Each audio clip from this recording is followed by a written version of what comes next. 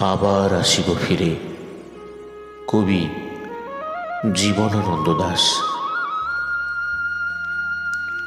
আবার আসিব ফিরে ধান সিঁড়িটির তীরে, এই বাংলায়।